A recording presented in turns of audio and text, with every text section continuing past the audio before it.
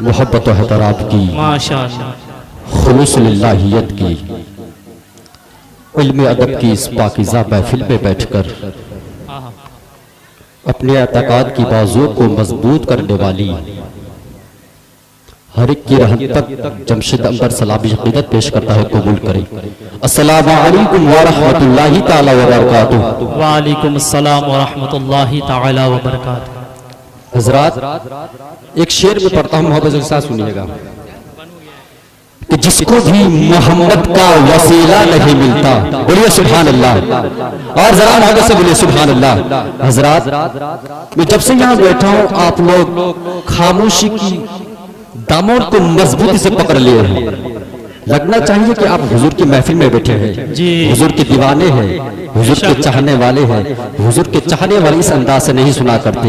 हजरात, एक मर्तबा पूरा मजमा यहाँ से लेकर वहां तक पूरा मजमा दोनों हाथों फिजा में लहरा कर बोले या रसूल अल्लाह, या रसूल अल्लाह। और जरा मोहब्बत से, और जरा मोहब्बत से, विचार से वक्त का मौसम बदलने लगता है, अंधेरा काट के सूरज निकलने लगता है।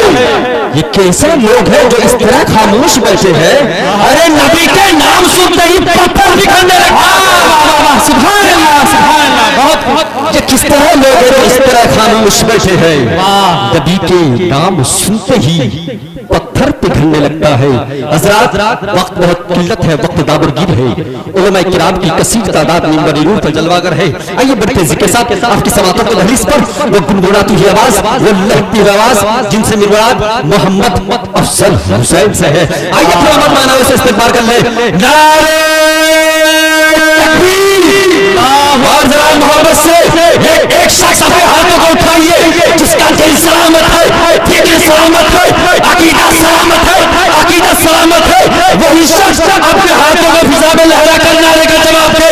नारे तकबीर, और जरा मोहब्बत से नारे तकबीर, नारे रिसालत, इरसे फख्रुल मशाइख, नारे तकबीर।